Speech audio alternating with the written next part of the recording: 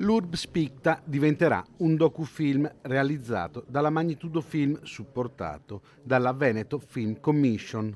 La troupe del regista Francesco Invernizzi ha iniziato le riprese degli 8 cicli pittorici in tecnologia 8K in altissima definizione, un modo per documentare la bellezza di Padova e lasciare una testimonianza anche alle future generazioni. Il fatto che si giri in 8K significa che nel tempo questi documentari manterranno una propria dignità, saranno quindi documenti utilizzabili anche nel futuro per rappresentare sia questi luoghi che come oggi sono stati vissuti questi luoghi con il riconoscimento dell'UNESCO, che anche nel tempo qual è la sensibilità, il livello di ricerca eccetera a cui oggi gli studiosi sono arrivati per confrontarsi anche magari tra qualche decennio con nuove scoperte, nuove evoluzioni e questo in un percorso di continua valorizzazione di questo patrimonio. La qualità quindi al servizio della qualità.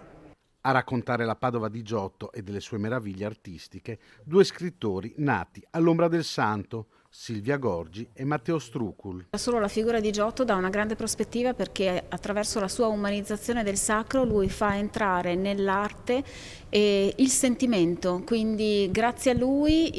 diciamo che il sentimento umano e l'umanizzazione entra a far parte dell'arte e ancora oggi in un momento storico tra l'altro così particolare dopo una pandemia nel corso di una guerra forse abbiamo bisogno di capire che attraverso l'arte e la bellezza e attraverso un'unione fra i popoli possiamo superare delle difficoltà e attraverso i sentimenti, soprattutto quelli positivi, magari uscire da dei momenti bui. Quando ragioniamo sul fatto che sono dipinti dell'inizio del 300 fino poi alla fine in realtà del 300, insomma abbiamo una grande eredità come padovani da custodire e da conoscere e io credo che se noi oggi siamo così è anche grazie a